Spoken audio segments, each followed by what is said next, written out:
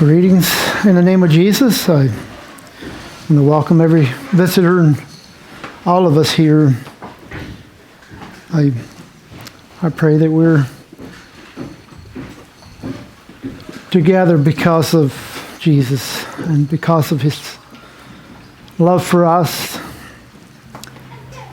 coming down from heaven to teach us the ways to eternal life.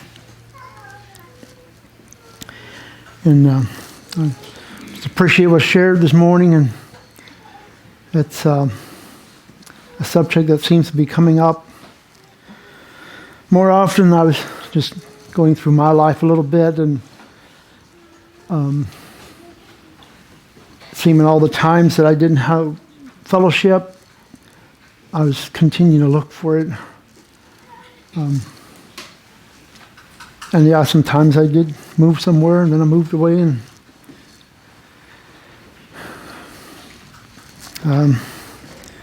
I think I can say, like Max said, that I was trying the best I knew. That wasn't very much, and in the eyes of God, I don't know much at all yet. I know a little more than I did back then, but it's not. Not very much, but I wonder if the importance of desiring, if I've wondered already if we have not much desire for fellowship, if that is an indication of being very lax in the spiritual part of respecting Christ. I wonder if that would be part of just desiring. Any child of God would just desire to have that. There'd be a deep longing for that. And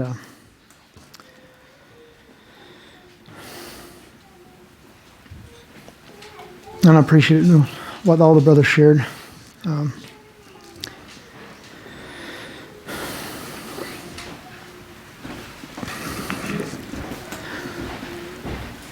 I had intended to have something to share. He hurt his back, and so you don't think he's going to be able to come. So,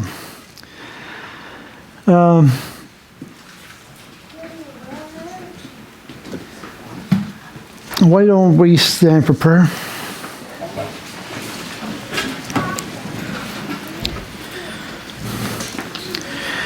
Our Heavenly Father, we thank you again for your great mercy to us and your kindness, and pray that you would open each one of our hearts to you, and that we can walk in your ways and learn of your ways, and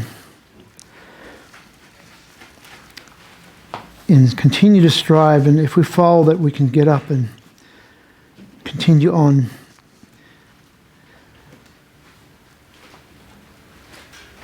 We thank you for the hard times and the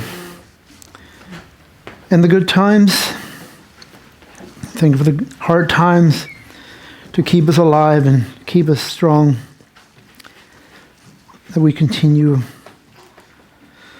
to be humbled. We thank you. Bless each one here. Bless all those that are not here. And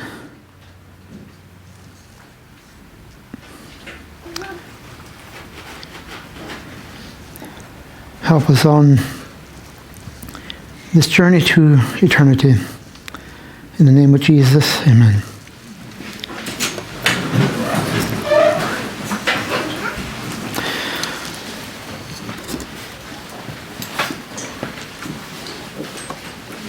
So I'm going to do this and see how it goes. So I'm going to read 2 chapters, and I might make some of my comments on it. And then I want all of you who wants to share something about it, just either write it down or remember it, and y'all can be free to share about these 2 chapters. It's Proverbs 24 and 25. Do not envy the wicked, nor desire to be with them. For their minds devise violence, and their lips talk of mischief. By wisdom a house is built, and by understanding it is established. By knowledge the rooms are filled with all precious and pleasant riches. My thoughts went to our families, those of us that have families, and that we build a house with understanding and have it established, and that the rooms be filled with precious and pleasant riches. My thoughts went to children, that the rooms can be filled with precious and pleasant children. Wise warriors are mightier than strong ones.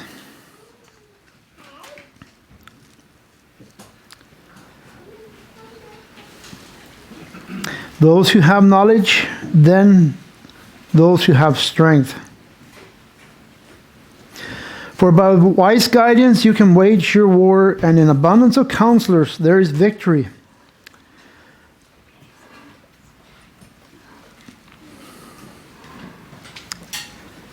I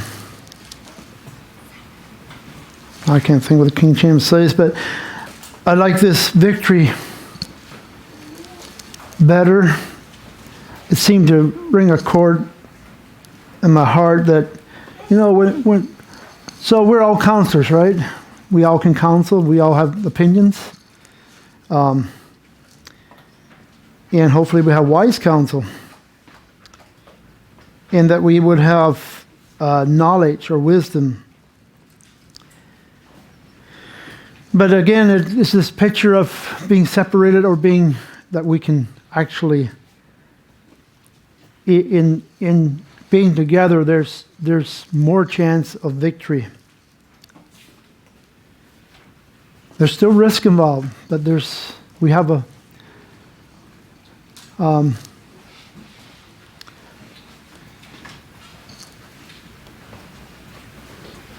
in the abundance of counselors, there is victory.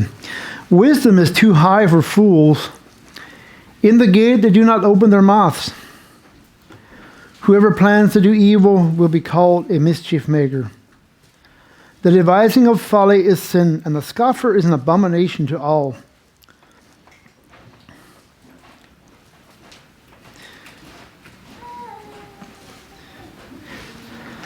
When we see somebody mocking somebody or scoffing at them or putting them down, I think that all is folly and a scoffer. It's an abomination.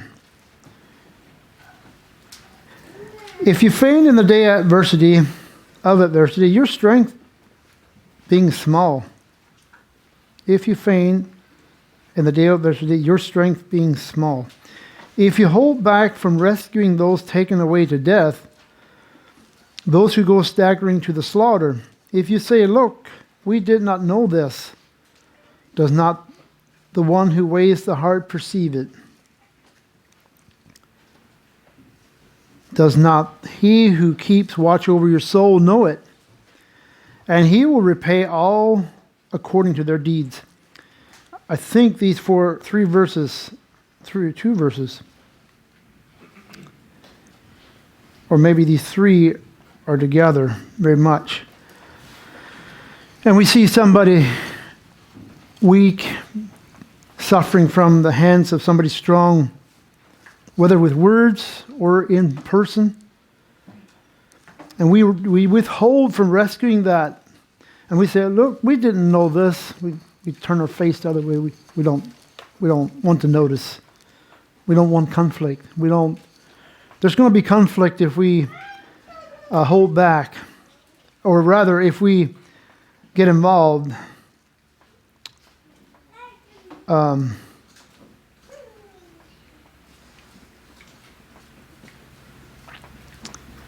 And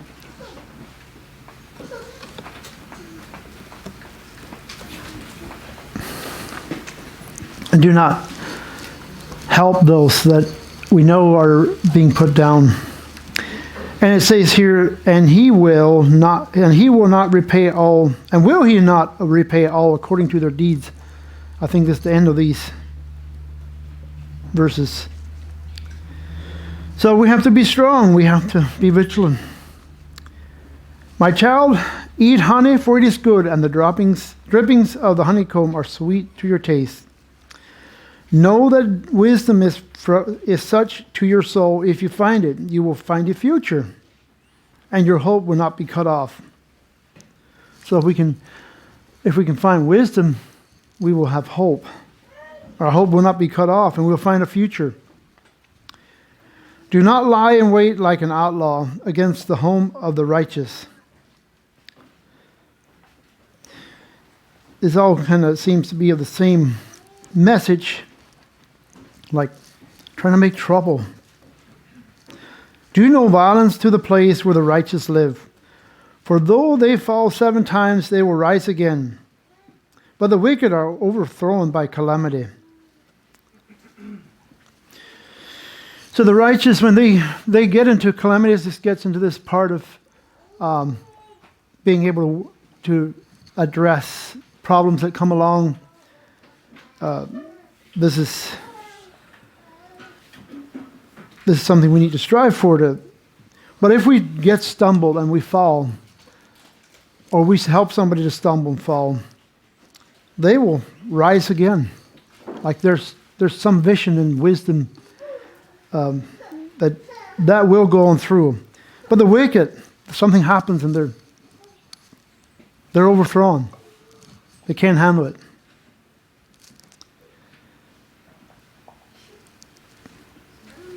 And earlier it said, in the day of adversity, or if we're weak, if we fall in the day of adversity.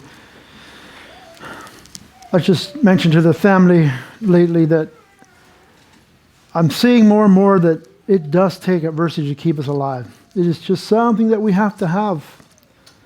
Without adversity, well, without wind, I thought maybe Max is going to say the water is nice and calm, and he's talking about a sailboat. It doesn't go anywhere. I thought that's what he's going to say. Then he said, well, it's in the harbor, so it's okay to be calm. But out in the ocean, no wind, they stay right there. They go nowhere. Very little.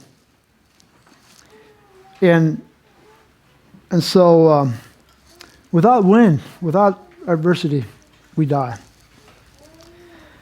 I'm not sure what it all means yet. It's kind of I'm just getting more grasp of that than I had in the past. Do not rejoice when your enemy falls, and do not let your heart be glad when they stumble. Or else the Lord will see it and be displeased and turn away his anger from them. God is going to turn the tables, the way it looks to me, not be good. We think the enemy is having a hard time, and we rejoice in that.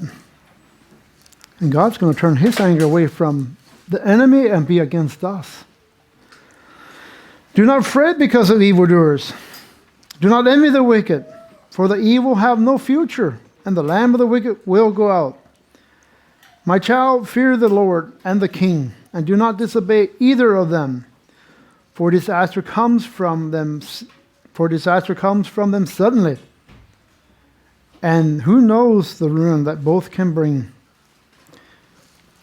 But he often brings up the point, we don't know kings. We don't know how kings operate. They just kind of do what they please. And if it's a good king, he'll have wisdom. But if it's a bad king, he'll have bad things happening. And even if it's a good king, if we disobey them, we don't know what might happen. There was a queen in the Old Testament that got put out of her queen position because she disobeyed the king. And another was put in its place.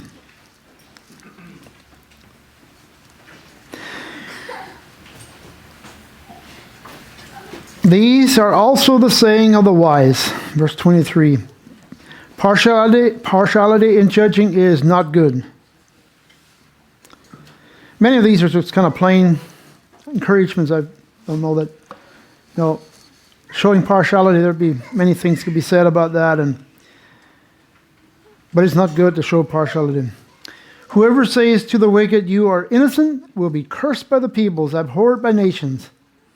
And those who rebuke the wicked will have delight, and a blessing will come upon them. One who gives an honest answer gives a kiss on the lips. Prepare your work outside and get everything ready for you in the field. After that, build your house.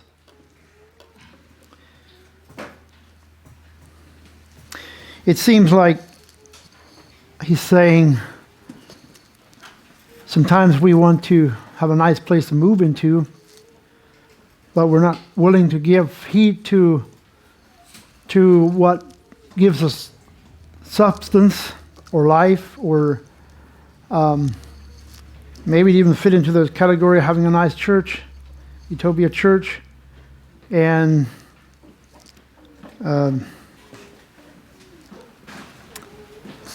not realizing the work behind it. It's there's other work that has to be done first.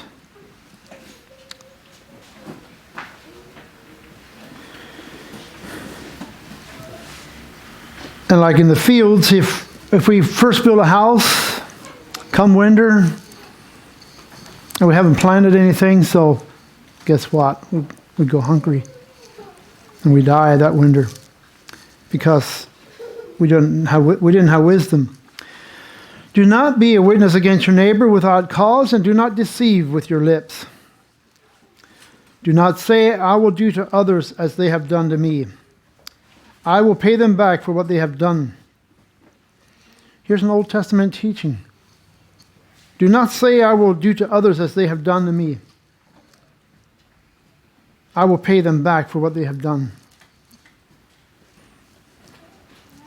I passed by the field of the one who was lazy, by the vineyard of a stupid person.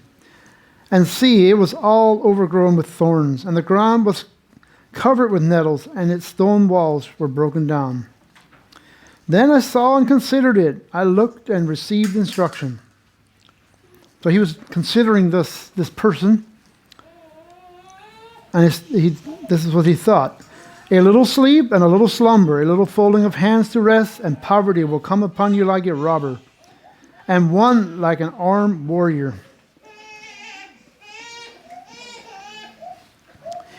These are the other Proverbs of Solomon, the officials of King Hezekiah and of Judah copied. It is the glory of God to conceal things, but the glory of kings is to search things out.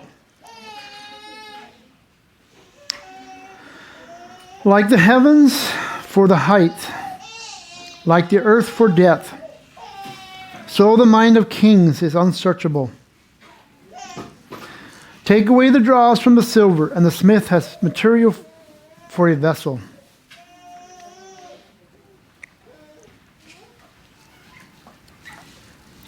This is something God has to do to us all the time. Take away the dross from the silver, and then the smith can make something beautiful. If there's a chunk of slack or something in the silver, there'll be a hole in the bowl.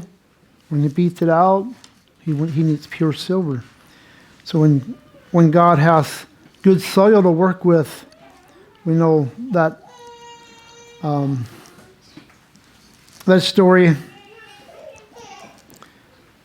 of the sowing.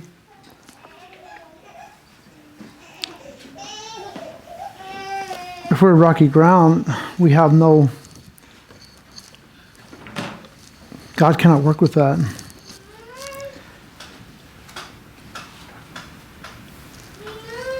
So there's a process. I'm not saying it all happens. It doesn't all happen at once. I have yet to find a man that jumped from being a wicked person to being completely whole and not go through a process of working. And I think one reason I've concluded that can't happen is because God is desiring character.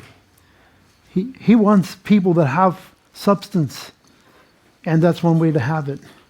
We're not puppets. We're not animals.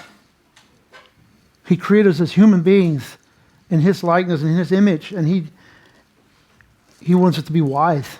He wants to be cultured. He wants us to make the right choices. Take away the wicked from the presence of the king, and his throne will be established in righteousness. So when there's too many, I don't know how to say this, this is also a process. One wicked person in the kingdom, is the kingdom going to fall? Probably not. But when that continues and that continues and that continues, there's a time when that kingdom falls. And so take away the wicked from the presence of the king, and his throne will be established in righteousness. Do not put yourself forward in the king's presence or stand in the place of the great, for it's better to be told, come up here, than to be put lower than the presence of a noble. This is the teaching that Jesus gave us well. We should not seek that top position. It's just so much better if somebody asks us to. If we have the patience, it'll happen. If we get impatient, we get that consequences and fruit as well. So it's better for people to say, come up here.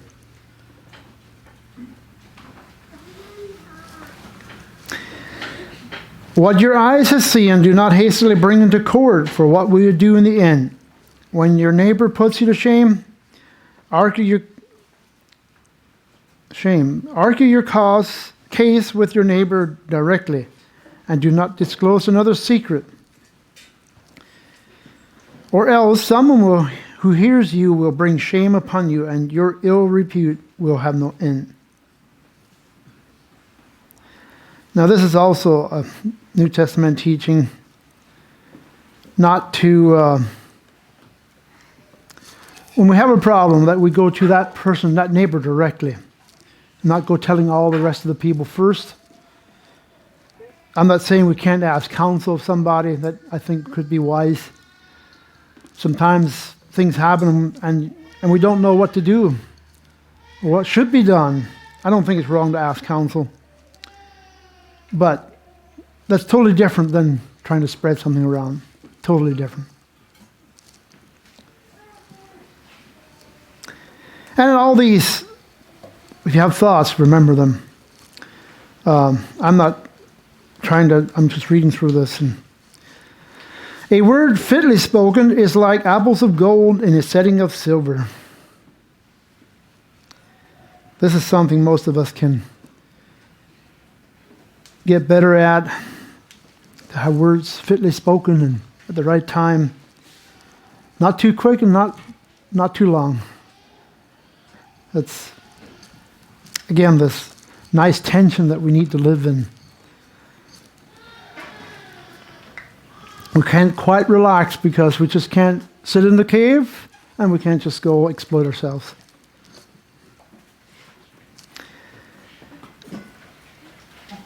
And this applies to many, many different principles. I'm not intending to get into any of them, but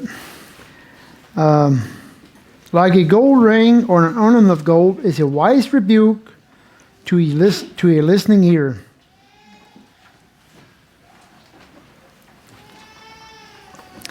Here is an encouragement for the listeners.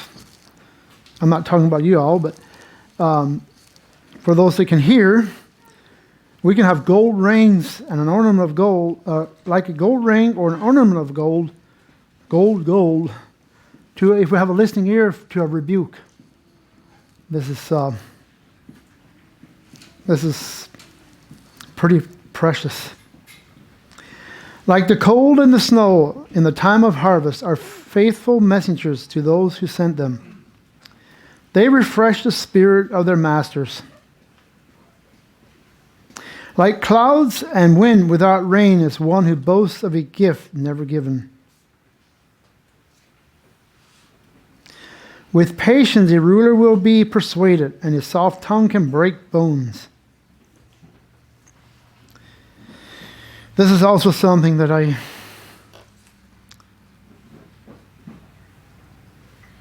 we can easily maybe at sometimes, or maybe somebody we love, we just speak softly, but what about the person that aggravates us just a little bit? Is our tongue still soft?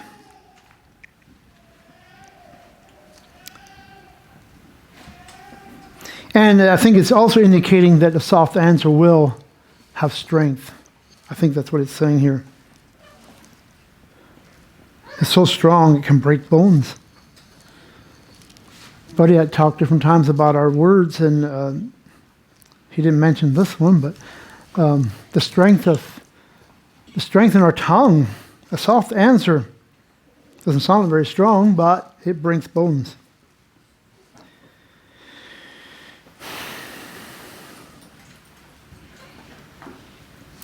If you have found honey, eat only enough for you, or else having too much, you will vomit it.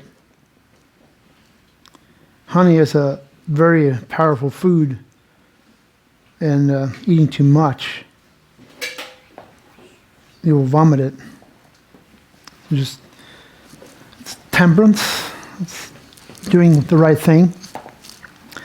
Let your foot be seldom in your neighbor's house. Otherwise, the neighbor will become weary of you and hate you.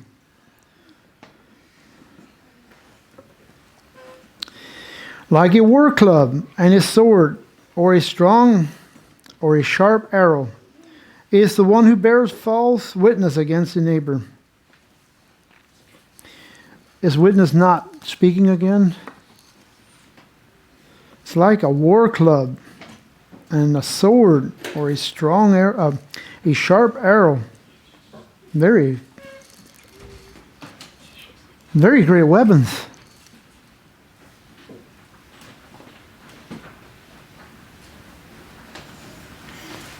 It's the one who bears false witness against the neighbor.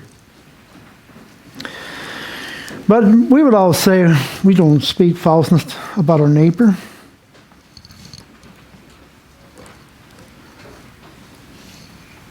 Which one of us is guilty of speaking being a false witness against our neighbor? We wouldn't do that. But when we have a disagreement, we tend to have a false witness. Somebody's going to have a false witness. Somebody is living in a false idea. And yeah, may the words of Jesus be our guide in that. I don't know what else to say. Maybe it's also the humility of being able to stop.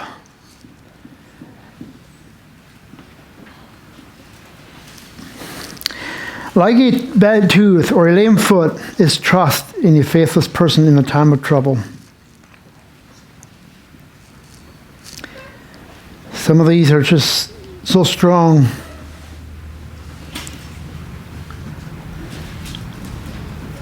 I would like to think, I should say, that I'd be a faithful person in the time of trouble and people could trust me. But it's just a really bad thing if somebody we trust and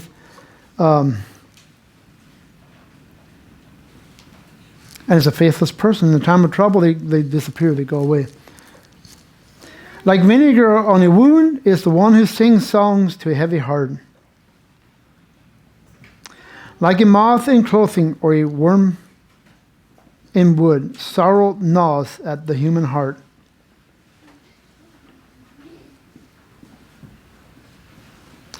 Is this encouraging us not to continue in sorrow, but to forgive? Otherwise, this sorrow continues to gnaw at us, and finally, what do worms do in wood? They make a lot of little holes through it, and finally the wood becomes weak and crumbles. Or moth in clothing. We don't have clothing as much anymore, but in the older days, they had to preserve their clothing over summertime, or the worms ate it. Their clothing was that edible. today we got plastic. The worms just find it hard to chew on, or maybe they don't like it, or maybe they can't digest it. I'm not sure what their problem is, but I guess I do know. But, so they would. I still remember the smell of mothballs in my mom's chest, cedar chest. And cedar chest by itself was had a purpose. Cedar chests were a real purpose. They were not like something to show around. It was to save your clothes for the winter.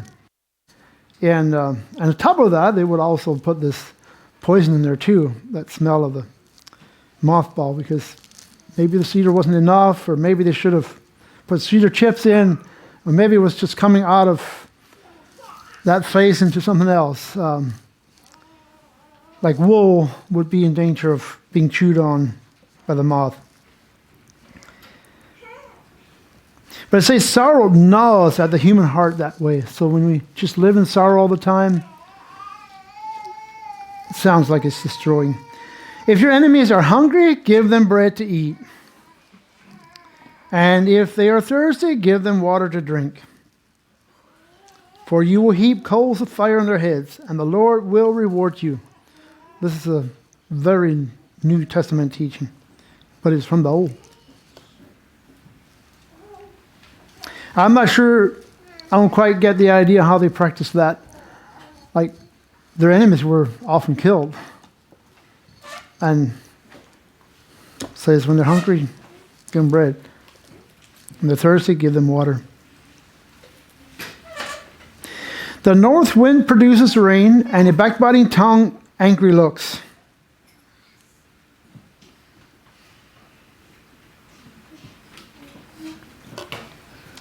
It is better to live in a corner of a housetop than in a house shared with a contentious wife.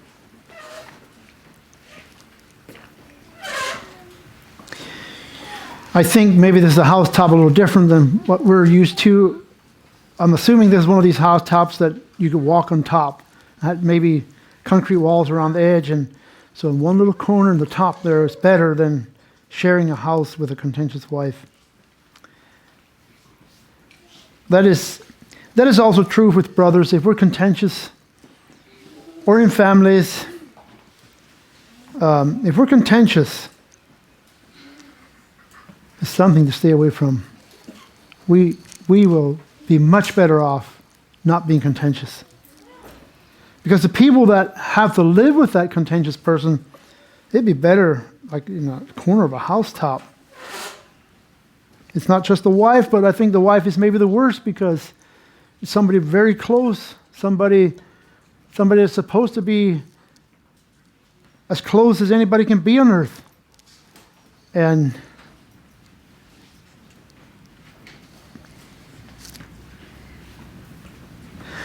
like cold water to a thirsty soul is good news from a far country. Like a muddied spring and a polluted fountain are the righteous who give way before the wicked. This verse really stood out to me. I had never noticed it before.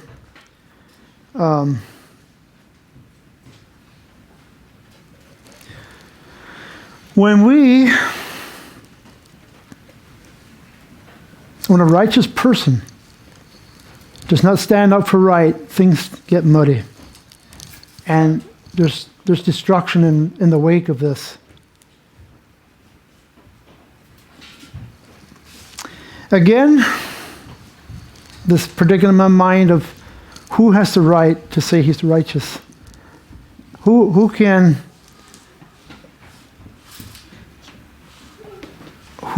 know who's helping who is often the case.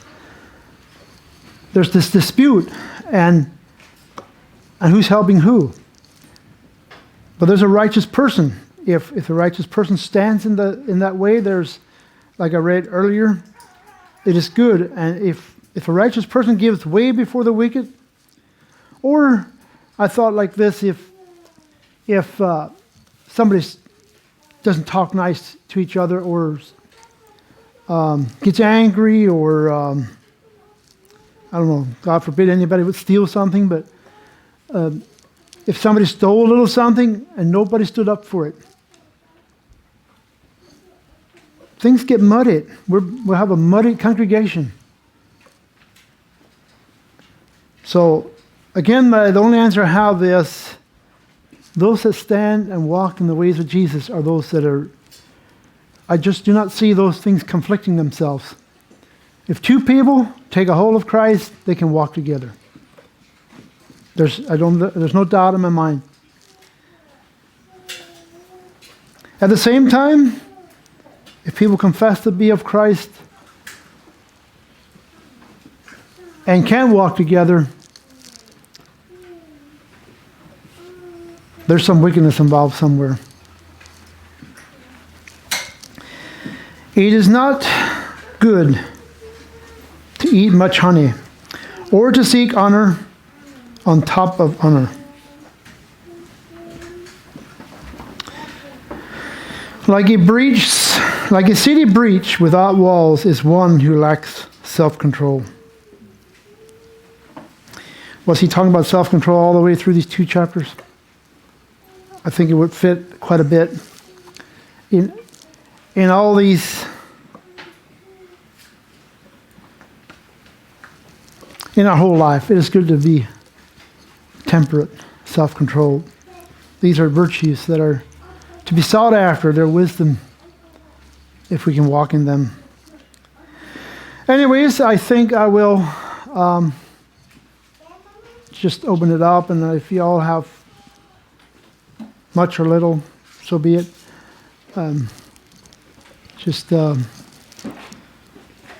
There's many verses in here that I didn't talk about, and you probably had thoughts for it. So, and the ones I talked about, you can talk about. And it's just feel free and correct me in whatever way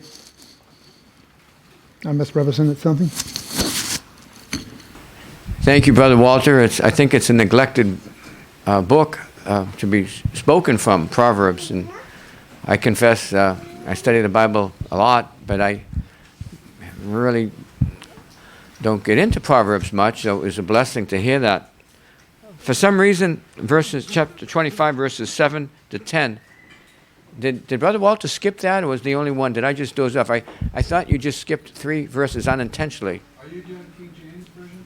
Yes. I thought that too. Yeah. 24? Right. Well, right. He's 3 verses. I said, boy, am I dozing off? And all of a sudden, we're back to, he said the next verse was an apple of gold and settings of silver. And I said, what happened to the other verses? Is it different, Tail? What I noticed is the last few on the end of this chapter weren't there. Unless I missed it. Ah. That's what I thought. Was anyone else? I got the Orthodox, and I thought that he skipped 25, 26, 27, but I thought maybe also he read them and because in the Orthodox it's like it's the same thing but it's worded differently, so I thought we were very meticulous. Yeah, we said what's going on? Yeah, verse in 25 verses 7 to 10. I didn't hear any of that. Oh no, I was talking about. I know yours was, and Teos was different too. we have a whole bunch. My verse 7 says it's better to be told, come up here. Yes. Did you say 8, 9, 10? Okay. My sin. Okay. And verse 9 also debate not with the.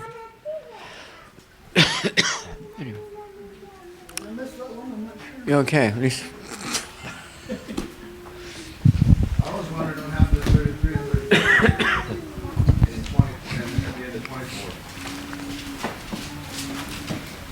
Maybe it was worded different, so I didn't mention it.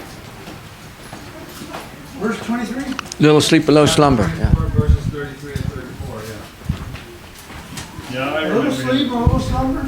Yeah. What about the poverty one, 34?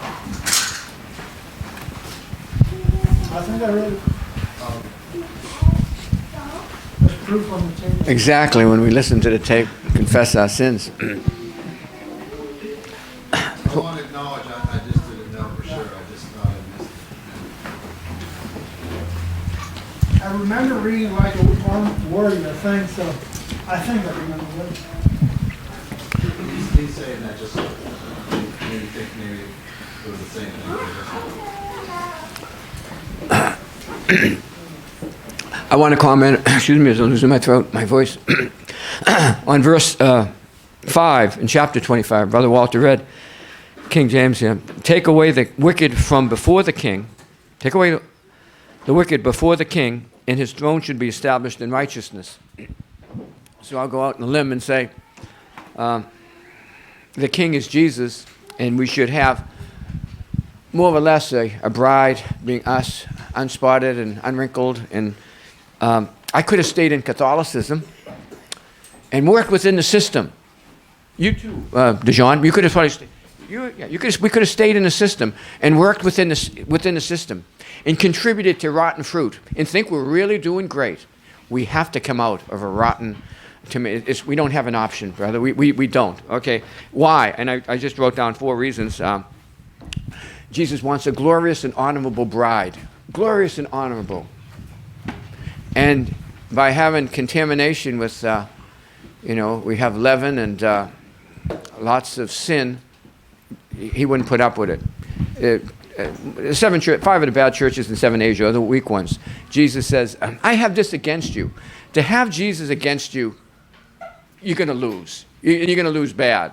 And I'll pray for annihilation if I do that. I mean, when you have Jesus against you, it's wicked.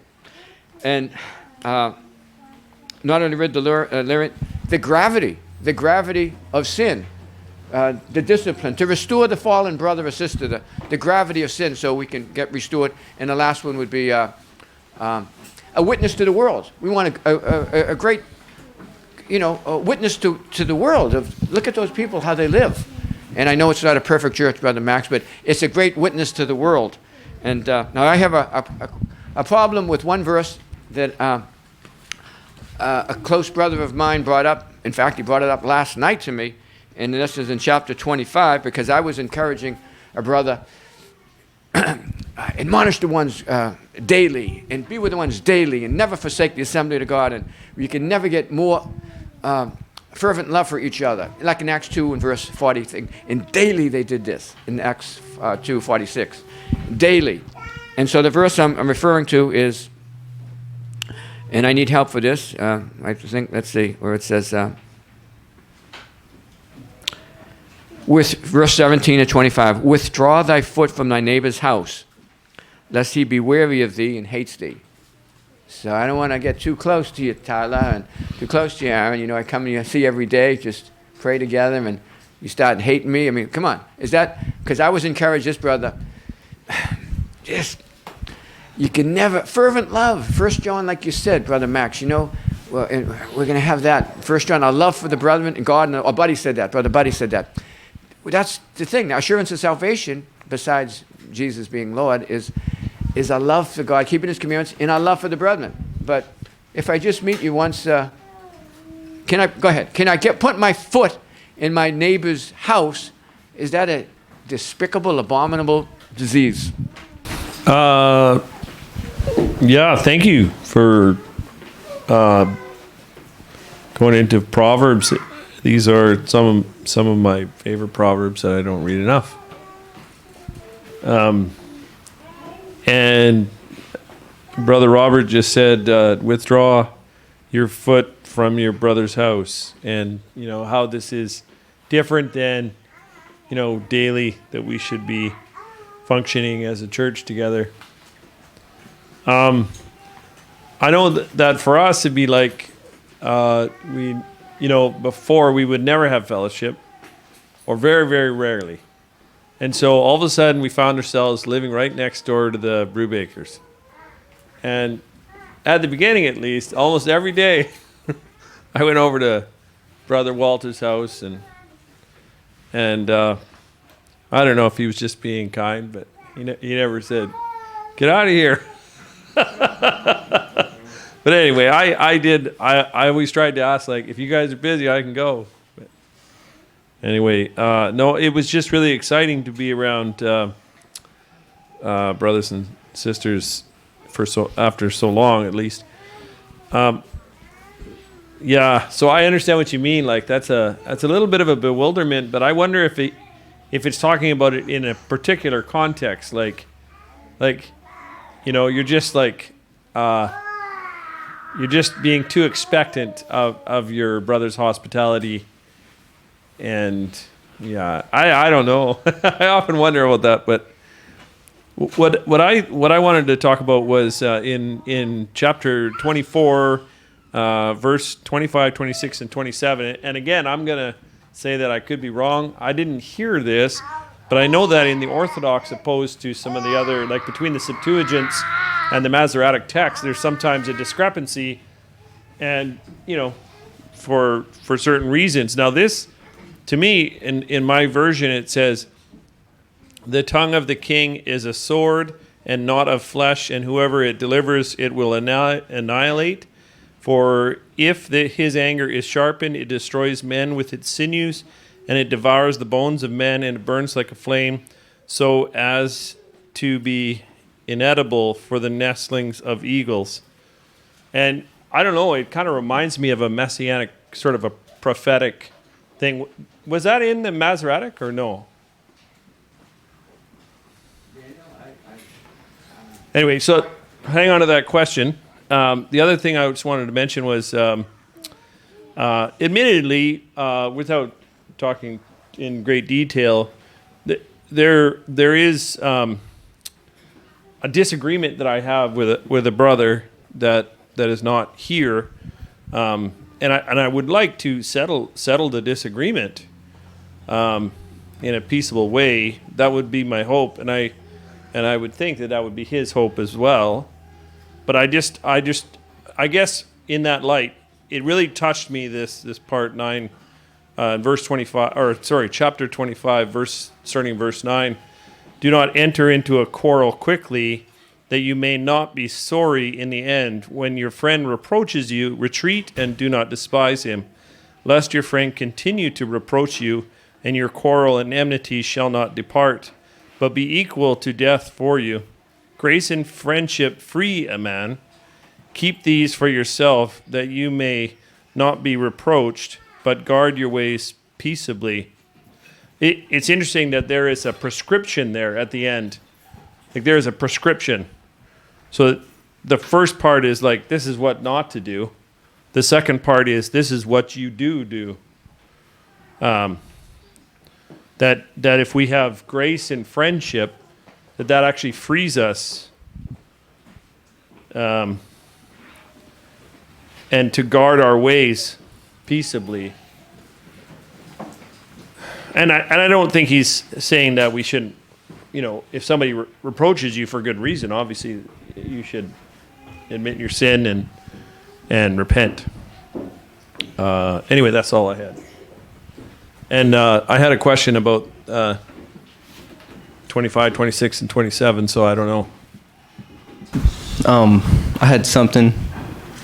So I actually had some thoughts about this a while ago. 24, verse 3, "Through wisdom a house is built, and it is established by understanding, and by knowledge the room shall be filled with all precious and pleasant riches." So I was thinking about like when you build a house, you have to have the good, firm foundation. You have to. And then once you get the walls up, it has to protect you, of course, from the outside weather and storms, get a good roof. Then it's like, if the house is all sealed up, where's the water going to come through? You need water. So it's like there's vessels inside of a house that draw in good water, just like there's vessels inside of a house that also draw out bad water. So I was thinking, like, a vessel could be understanding, like it says in Proverbs, like, here comes a bad thought. Oh, understanding, like, oh, yeah, that's a bad thought. We got to flush that out. "And by knowledge, the room shall be filled with all precious and pleasant riches." And I'm pretty confident, like, these riches are in, like, kindness and meekness and humbleness. Like, that's where the true riches are, in love. So, like, our rooms will be filled with kindness and riches. Had some thoughts about that on houses. Oh, also, like, another spiritual aspect you could think of is houses have gutters to catch outside waters and to lead them and draw them out into the yard, so your yard will be good and with grass and green. That's all I have. I don't really have anything to say on it, but has anybody thought about verse 2 in chapter 25? It is the glory of God to conceal a matter, but the glory of kings is to search out a matter. Thank you. I haven't thought much about that verse, Rob, but I did want to share something on something else, where it says, one proverb that I really appreciated was, a word fitly spoken is like apples of gold and pictures of silver. And I've thought about this verse in relation to Jesus when John the Baptist's disciples came to him and they asked him, Are you the Messiah? Are you the Christ? And then he didn't answer them. He just went out and performed miracles. And then he said, Go and tell John what you saw. Like, it was just like it was a perfect word spoken in a perfect time. I always appreciated that. Also, too, when you said, or when you got to chapters, Proverbs 25, 21 and 22, and you said this is a New Testament teaching. It is true. If thine enemy be hungry, give him bread to eat. And if he be thirsty, give him water to drink. For thou shalt heap coals of fire upon his head, and the Lord shall reward thee. I can only speak for myself, but I think there's been times in my life when I've done something nice, thinking the Lord, I'm gonna be really good right now, and I'm gonna do the right thing. But the Lord will repay you. And I don't think that's the right spirit. I don't think that's the right heart. Because if you go back to 24, verse 17, it says, Rejoice not when thine enemy falleth, and let not thine heart be glad when he stumblest, lest the Lord see it and it displease him, and he turn away his wrath from him. So you want to do it in the right spirit. It's the right spirit of this from the New Testament is to, Father, forgive them, for they know not what they do, and just out of true sincerity and love that you would want to do something nice to somebody, even if they were your enemy, in hopes that it would cause them to return. But I appreciated that. The book of Proverbs is one of my favorite. Thank you. Thinking about your question there, Robert, Put the foot in the other one. I think there's a thing about the Lord seeing his children seek out his will that pleases him. So it is a delight for him to conceal things so that we would seek them out, seek his will in them. There's a lot of New Testament scriptures that would testify to that he is pleased when we strive to discern his will in the matters of life. And for whatever reason that only he understands, he hasn't laid that out in just real simple terms or black and white for us. But I do believe what it says, he is a rewarder of them that diligently seek him. So there's a reward there that he would love to give us if we will submit to the labors. We are the promises, kind is the word, dearer far than any message man ever heard. Pure was the mind of Christ, sinless I see. He that great example is and pattern for me. Where he leads all follow.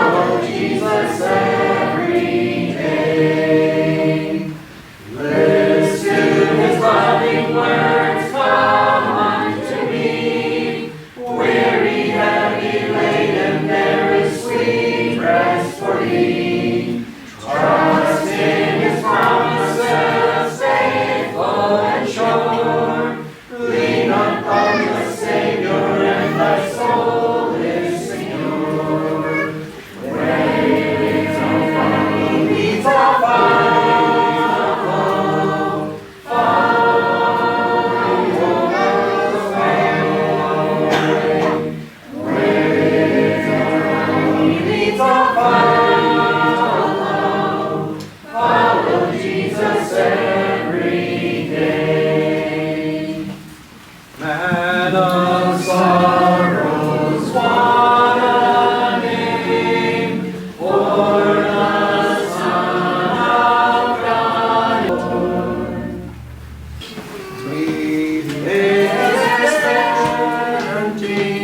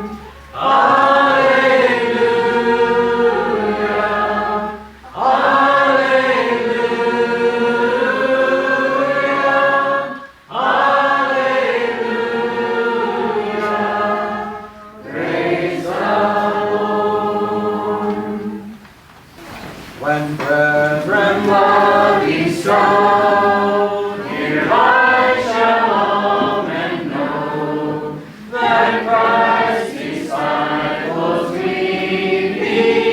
become, as are the Father and the Son. Pray Jesus that we all be one in unity. Behold how good and pleasant it is when together brethren dwell in unity. Like ointment flowing down, descends from Aaron's crown, runs through his beard unto his throne. A fragrance sweet the body knows, its members all in one are clothed in unity. Behold how good and pleasant it is when together brethren dwell in unity.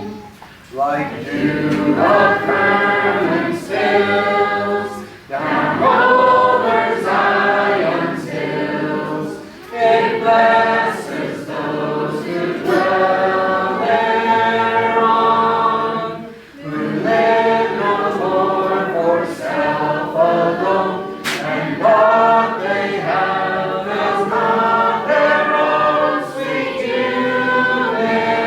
unity.